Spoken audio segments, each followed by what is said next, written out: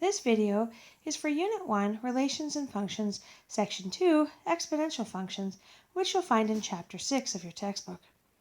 At the conclusion of this chapter, you will be able to develop algebraic and graphical reasoning through the study of relations by solving problems that involve exponential equations and representing data using exponential functions to solve problems. An exponential function takes the form y equals a times b to the power of x. A represents the initial amount, and b represents the base, or the amount you're multiplying by each time. Exponential functions are used to represent a large number of natural phenomena and human activities, such as changes in population, the decay of radioactive particles, and compound interest.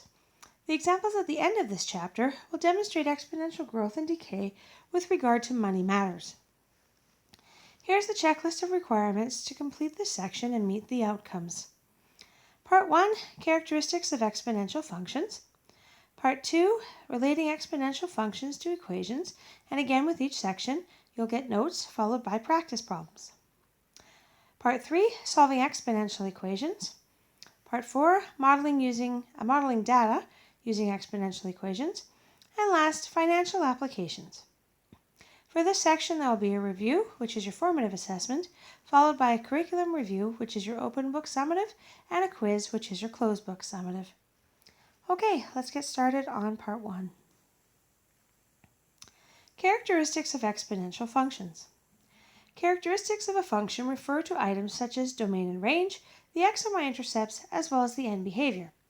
Each group of functions has their characteristics that make them unique. In this section, we'll be looking at those for exponential. There's two kinds of exponential we're going to look at. One is exponential growth, also known as an increasing function, and exponential decay, which is a decreasing function. Okay, so I've made a table of values for you. So x is equal to -3, 2, 1, so on. And then, of course, you have the function f of x is equal to 2x. We're going to take each of the x values and substitute them into that equation to get the y values.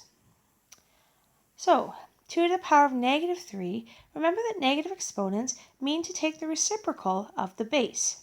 So, the reciprocal of 2 is 1/2, so that means 1/2 times 1/2 times 1/2, or just 1 over 2 times 2 times 2.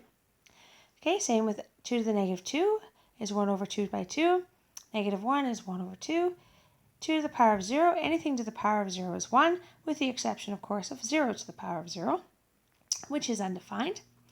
2 to the 1 is 2, 2 to the 2 means 2 times 2, 2 to the 3, 2 times 2 times 2.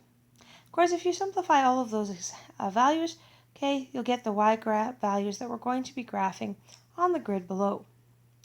Okay, so as the exponent goes up by 1, what do we do to the y value?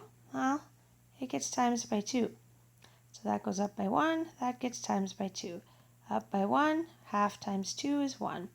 Up by 1, 1 times 2 is 2. Up by 1, 2 times 2 is 4. Up by 1, 3 times 2 times 2 times 2, or 4 times 2 is 8. Okay?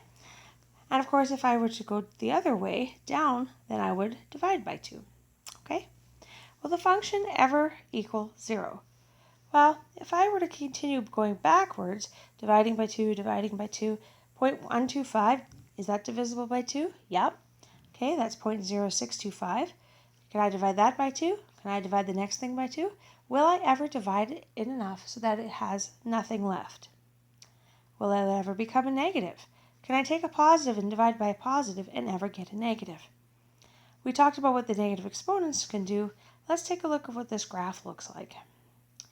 Okay, using the data from the table, graph the function f of x equals 2 to the x on the grid below.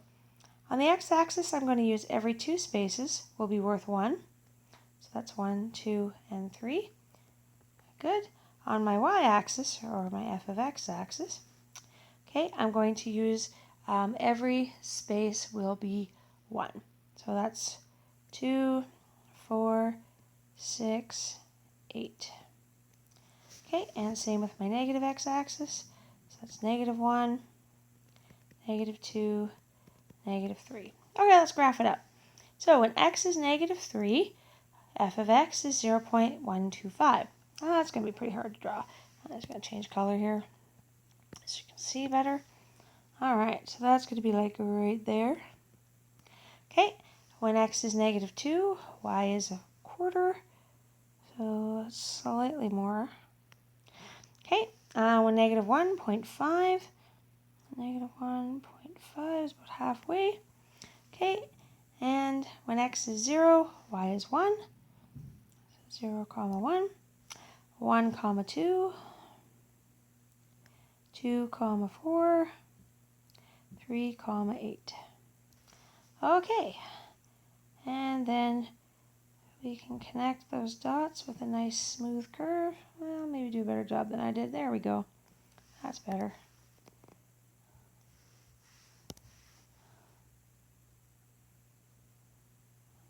All right, awesome. So this, of course, is equal to f of x equals 2 to the power of x. Okay, and this keeps going in that direction also, so we put arrows on the ends. Okay, domain. Domain, of course, are all possible values of x. So can I continue to substitute numbers in for x and continue to get values? And the answer, of course, is yes, which means that our domain is x belongs to reals. Okay, my range. Well, by the looks of this graph continues to go upward forever, but will it go downward forever? Well, it kind of looks like it's flattening out. So it looks like it'll go along the x-axis. Remember we talked earlier that it doesn't look like it will ever equal 0, which means it has to be greater than 0. Okay, and again, because it's a solid line, it belongs to real numbers. The number of x-intercepts. Well, remember that if y is greater than 0, that means it doesn't actually cross the x-axis, so there are none. The y-intercept, where the graph crosses the y-axis, is at 0, 1. And behavior, we're going from quadrant 2 to quadrant 1. Again, we always read from left to right, so it's starting here in quadrant 2 and finishing here in quadrant 1. Increasing or decreasing, as we go from left to right, my y value is increasing, which I guess is good because this is under the section of increasing exponential graphs. All right, good. Let's try take a look at exponential decays on the next page. Okay, we'll go back to blue. All right, so for an exponential decay, the base has the condition it's between 0 and 1, which means things like 1/2, 3/5, okay, 7 out of 8. All of those things are acceptable, okay, 1/3, and so on. So those all could be potential bases. B is a constant, okay. The following table of values shows the exponential decay for base 0.25 or 1/4. Okay, so again, when x is negative 3, we substitute that into our function. So we get 1/4 to the negative 3. Again, remember, a negative exponent means to take the reciprocal. The reciprocal of 1/4 is just 4. So that means I have 3 fourths multiplied together. Same with negative 2, take the reciprocal. I have 2 multiplied together. Negative 1, take the reciprocal. I only have 1/4. Anything to the power of 0 is 1, other than 0, of course. And 1 1/4, 2 1/4 multiplied together, and 3 1/4 multiplied together. Okay, 4 times 4 times 4 is 64, 16, and so on when you simplify them. Now, notice in this case, as x goes up by 1, I divide by 4 to get from 64 to 16. Goes up by 1, divide by 4. Goes up by 1, divide by 4. Goes up by 1, 1/4 is a 0.25. Goes up by 1, divide that by 4. And I think you got the picture here. Okay, so as the exponent increases by 1, the previous value is divided by 4. And again, if we go back this way, so if that goes down by 1, then I times by 4. Okay? Will the function again ever equal 0? Well, can I just keep dividing by 4, dividing by 4, dividing by 4? Will it ever become 0, or will it become negative? Okay, so let's take a look at the graph of this function. Again, I'm going to use my x-axis. Every 2 is worth 1. So 2 spaces 1. Okay, x-axis. And my f of x or y-axis. I guess I should finish my negative x-axis. Okay, and I'm going to make each one of these worth 2 now. So this is worth 4, 8, 12, 16. Okay, so let's graph this up. So when x is negative 3, that's going to be 64, so that's not going to show up on my grid. Negative 2 is at 16, so that one I can make work. Let's change back to that lovely color there. Alright, so 2 is at negative 2 and 16. Okay, negative 1 and 4. 0 and 1. 1 and a quarter. And it's getting pretty tiny. Okay, so I'm going to again connect my dots with a smooth curve. Okay, and put arrows on the ends, indicating that they will continue to go in their directions as shown. Okay, domain. Again, I can substitute anything I want in for x. You've seen 0, you've seen negative, you've seen positive. I can even substitute in fractions for x. That's why we have a solid line. So because there's nothing I can't sub in for x, x belongs to reals. The range, again, if you'll notice, this is getting really close to the y-axis, but won't actually touch it. So therefore, y again will be greater than 0, and y belongs to reals.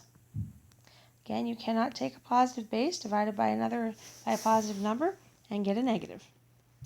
The number of x-intercepts, again, if y is greater than 0, this thing is not going to cross the x-axis, so there are none.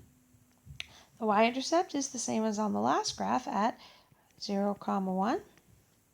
The end behavior is still Q2 to Q1, but in this case, this graph would be a decreasing graph because it's starting at the top in quadrant 2 and going to the bottom of quadrant 1.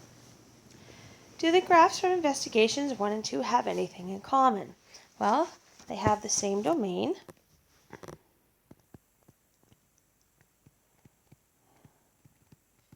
They have the same range. They have the same y-intercept. And they both have no x-intercepts. Okay? Would the characteristics of f of x equals 2 to the x be the same for other bases where b is greater than 1? So what about if you were to graph f of x equals 3 to the x, or f of x equals 5 to the x? Would the characteristics, the domain, range, intercepts, and behavior be the same? Would that also be true for other bases between 0 and 1? So again, if you were to graph some of those examples I gave above, f of x equals 7/8. Don't forget your brackets, all to the x. Or f of x is equal to 0.15 to the power of x. Would that look very similar to this graph right here? Would it have the same characteristics? Take out your graphing calculator and try a few of them and see if you can find any similarities there. You should press pause, I guess, if you're going to go and do that. Otherwise, proceed to the next page. Okay, we have a few little special bases I thought you should know about as well. So, those ones are, what happens when your base is 1, base is 0, or your base is less than 0, or a negative value? Graph each of these on the grids below. So, if your base is 1, then we have f of x equals 1 to the x. Well, 1 to any power just equals 1. So no matter what x is, f of x would equal 1, right? So 0 or 1 to the power, when x is 0, 1 to the 0 is 1. 1 to the 1 is 1. 1 to the 2 is 1. 1 to the negative 7 is still 1, because that just gives me 1 over 1 to the 7. Okay, so everybody okay then? That f of 1 to the x just looks like this nice horizontal line through y equals 1. Okay? When b is 0, well, that would give me f of x equals 0 to the power of x. Okay? So, if I were to go 0 to the power of 1, that just means 1, 0, so that's just 0. 0 to the power of 2, 0 squared, still 0. 0 cubed, so on and so forth. 0 to the half, yeah, we're good. That's still 0. So, what about 0 to the power of 0, though? We talked earlier that that is not a possibility, so therefore, 0 to the 0 does not exist. What about if I had 0 to the power of negative 1?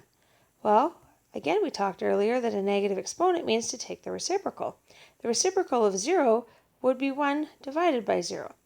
That is impossible because, again, you have a 0 in the denominator, so therefore 0 cannot be to the power of any negative exponents, nor can it be to the power of 0. So we draw an open circle indicating this is where it starts, and after that, any positive value works just fine. That just gives me 0, okay? What about if we have a base that's negative? So let's just use b is equal to negative 2. Okay, so I'm just going to do a table of values here. So my function would be y equals negative 2 to the power of x. Okay, so we'll do negative 3, negative 2, negative 1, 0, 1, 2, and 3. Okay, so negative 2 to the negative 3. Remember, the negative exponent means to take the reciprocal of the base. So that gives me 1 over negative 2 to the positive 3, or 1 over negative 2 times negative 2 times negative 2. Okay, negative 2 times negative 2 is positive 4. Positive 4 times negative 2 is negative 8. So that gives me negative 1 over 8, or negative 0.125. If I had negative 2 to the power of negative 2, then that gives me 1 over negative 2 times negative 2, which is 1 over negative times a negative is positive, 2 times 2 is 4. So positive 1/4. Okay, 2 to the negative 1 just means 1 over 2. So that's a negative 2 to the negative 1 gives me negative 1/2. You see a pattern happening here. Okay, negative, positive, negative, so this one's positive. Okay, again, anything to the power of 0 is just 1. So yep, that's positive. So this guy's going to be a negative 2, this guy's going to be a positive 4, and that guy's going to be a negative 8. Okay, let's take a look at the graph of that. So we have negative 1, negative 2, negative 3, positive 1, positive 2, positive 3. Okay? So negative 3 and negative 1/8 is, I'll just change the color of the pen again. Okay, that's like here, just below the x-axis. Okay, negative 2 and positive 1/4, just above the x-axis. Negative 1 and negative 1/2, so just below. 0 and 1, just above. 1 and negative 2, just below. 2 and positive 4, 2, 4. 3 and negative 8 will be down here somewhere. Oops, that got in the way. Okay, so if you'll notice, it seems to be alternating back and forth between the x and y axes. We don't want to connect these dots because we're not sure where things go in between them. So those, of course, would be if, for example, x was 0.5. Then negative 2 to the power of 0.5, well, that means to square root it, right? So negative 2 to the 1/2. We can't square root negatives, so I can't join those points. So, needless to say, we do have some really special functions here. For you, you just basically have to worry about, though, when b is greater than 0, okay? Those are really the only ones you're going to have to worry about. But it's nice to see what happens if b is less than 0 or equal to 0. And, of course, where b does not equal 1, because we know that graph just looks like this. All right. Great. The notes might have been long, but the assignment is pretty short. I think that all encompasses all of 3 questions. So go see if you can relate some of the stuff you've learned to those questions on page 337. And don't forget to show your teacher when you're finished.